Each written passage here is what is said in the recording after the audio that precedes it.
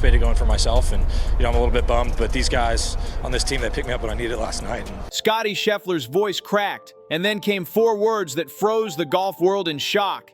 "It's over for me!" No context, no warning, just raw confession spilling from the world's top player. Within seconds, whispers turned into headlines, and fans went from disbelief to panic. Was this a breakdown or a truth bomb from a man pushed past his limit? When Scheffler arrived at Bethpage on September 26th, he looked untouchable. The golden boy of American golf strutting in like a battle-hardened general returning from victory. All year long, he'd been unstoppable. Majors, top 5s, records. His trophy shelf was practically begging for mercy. Every stat, every ranking said one thing loud and clear. This man was the king of golf. But the Ryder Cup? That beast doesn't care about kings. By September 28th, the same man who ruled the greens was standing amid chaos. Europe had taken the cup 15-13, and the so-called American general was left in ruins. Cameras zoomed in mercilessly, Scheffler's jaw tightening after every missed putt, eyes hollowing with every lost hole, and that haunting sound of European cheers cutting through him like a blade. This wasn't the calm, unshakable champion from Augusta anymore. This was a man watching his empire crumble in real time. And then came the dagger, his post-match confession. "This was one of the lowest moments of my career." That single line detonated across sports media like a bomb. For Team USA, Scheffler's collapse became the symbol of everything that went wrong. It didn't matter who scored points, his unraveling was the headline. Emotions yesterday afternoon when the matches ended, I think it's hard to put into words how much it hurts to lose all 4 matches, to have the trust of my captain and my teammates to go out there and play all 4 matches and lose all 4. It's really hard to put into words how much that's... The face of American golf had cracked under pressure, and the world couldn't stop watching. The memes practically exploded overnight.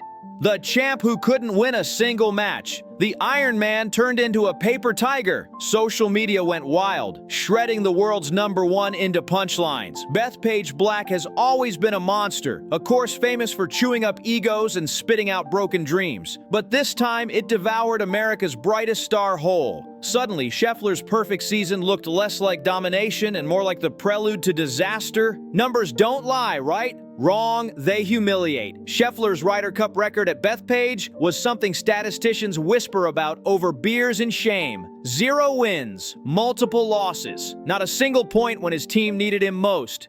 For the top golfer on earth, that wasn't a rough weekend. That was a meltdown broadcast to millions. In the foursomes and 4-balls, where chemistry can make or break legends, Scheffler's spark fizzled out.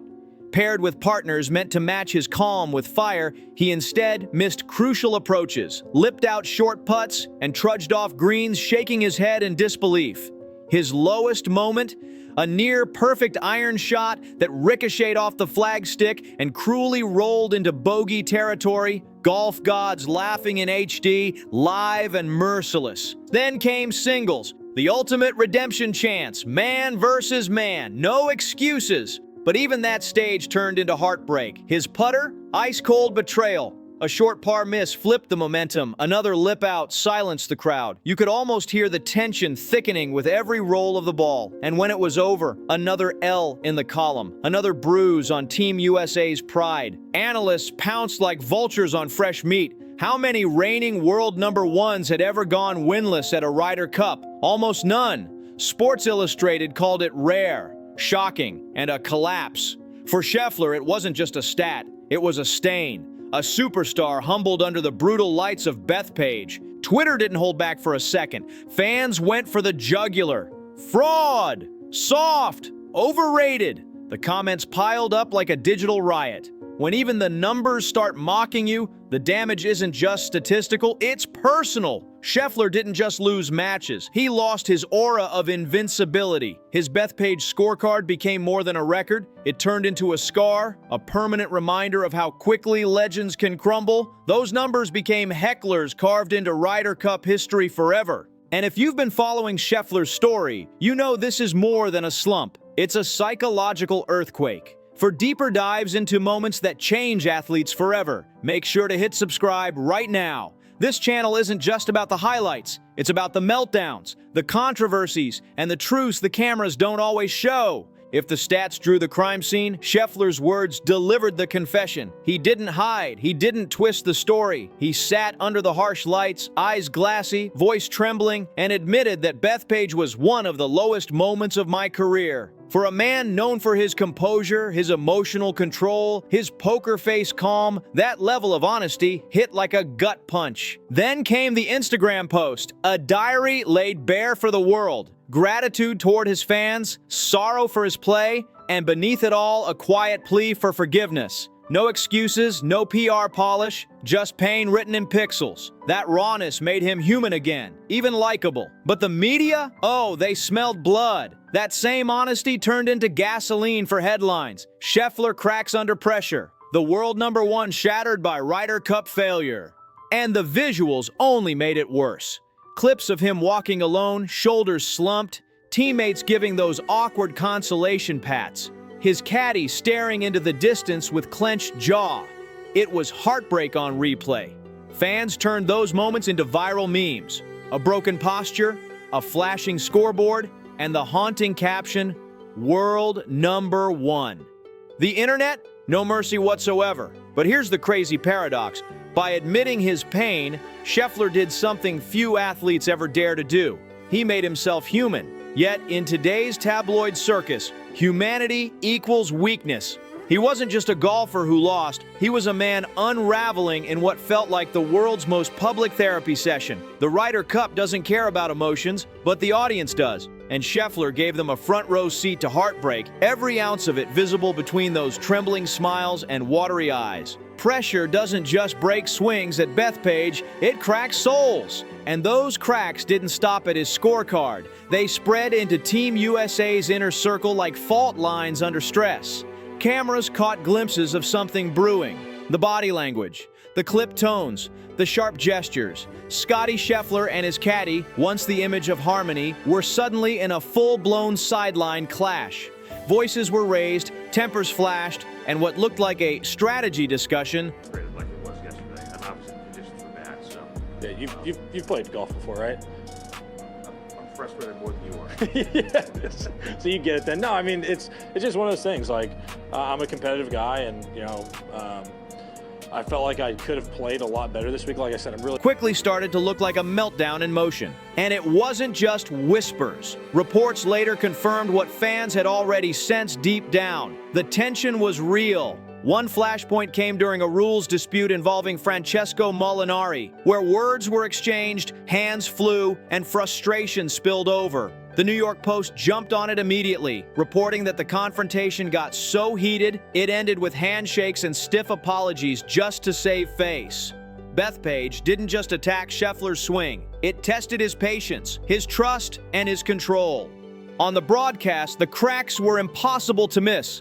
Crossed arms, cold glares, short answers. The unshakable duo of Scheffler and his bagman suddenly looked like a couple mid-divorce. Silent tension dressed up as focus. The chemistry that once seemed bulletproof now looked fragile under the roar of the crowd and the weight of the world watching. Analysts dove in instantly. Some blamed strategy disagreements, others said burnout, and a few claimed the Ryder Cup pressure cooker had finally exploded. Former captains even went on ESPN to warn that caddy friction can wreck confidence faster than any missed putt. For Scheffler, that televised spat wasn't just embarrassing, it was worse than a double bogey. It was a glimpse into the unraveling of golf's most controlled competitor. What started as a private struggle exploded into full-blown team drama. And let's be honest, team drama is social media's favorite blood sport. By Sunday evening, the apologies were made. The handshakes exchanged, the tension supposedly gone, but the footage?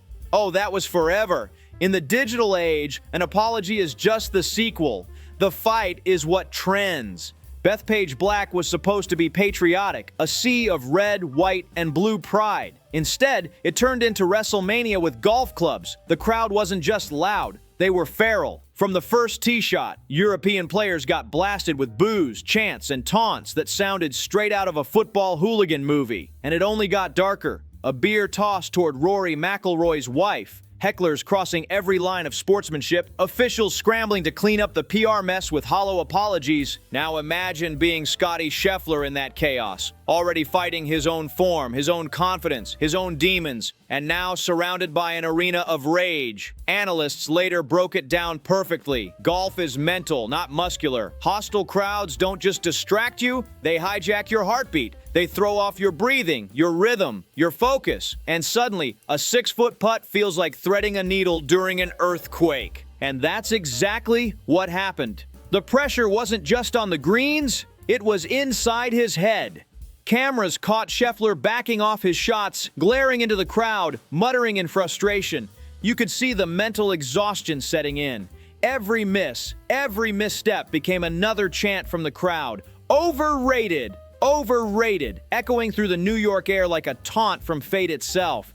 By that point, it wasn't just Europe beating him. It was the noise, the chaos, and the brutal reminder that even the best in the world can crumble when the entire arena turns against them. It wasn't just the players, it was Bethpage itself. The course turned into a war zone disguised as a golf tournament. Afterward, outlets like Reuters and The Guardian blasted the event, calling the atmosphere toxic, hostile, and a stain on American golf. Even PGA executives were forced to step in, issuing public apologies and promising better conduct next time. But the damage was already permanent. The story was set in stone. The crowd didn't just watch Scheffler's collapse, they helped write it. Bethpage will forever be remembered as a carnival of chaos, a place where passion crossed the line into fury. For Scheffler, it was like fighting a war on two fronts. The Europeans on the greens and his own fans heckling from the rough. When golf turns into gladiator combat, even the world's #1 walks away bloodied. And then came those 4 haunting words, "It's over for me." That single sentence detonated across the internet. Tabloids roared, Twitter exploded. Social media turned it into a remix of downfall. Scheffler quits, career in crisis, end of an era. Hashtags spread faster than facts ever could. Overnight, his words were twisted into a public obituary, the supposed collapse of a champion. But the truth? It was never a retirement speech. It was a cry from the heart. His full statement showed pain, yes, but also resolve. Disappointment, tangled with determination. He wasn't giving up. He was recalibrating. Has always been just a very sweet-spirited man. And, we had a heated moment yesterday, but what many of you don't realize is that we got over it. By the time we walked off the 16th tee, it was over, and neither one of us want to make this competition about planning his redemption.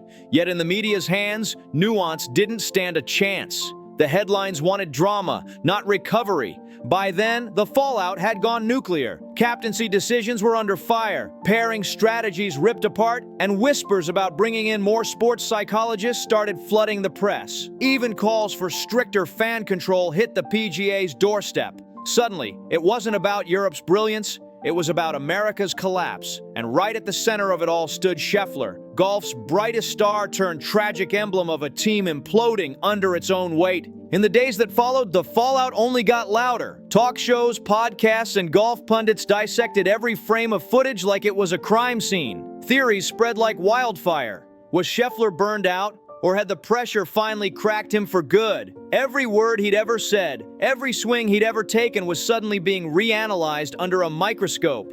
ESPN ran segments titled "The Fall of the Iron Man," while YouTube thumbnails showed his tear-streaked face next to captions screaming, "Broken" and "Done." But underneath all the noise, something interesting was happening. That fans began to split. Half were calling him soft, claiming the Ryder Cup exposed him.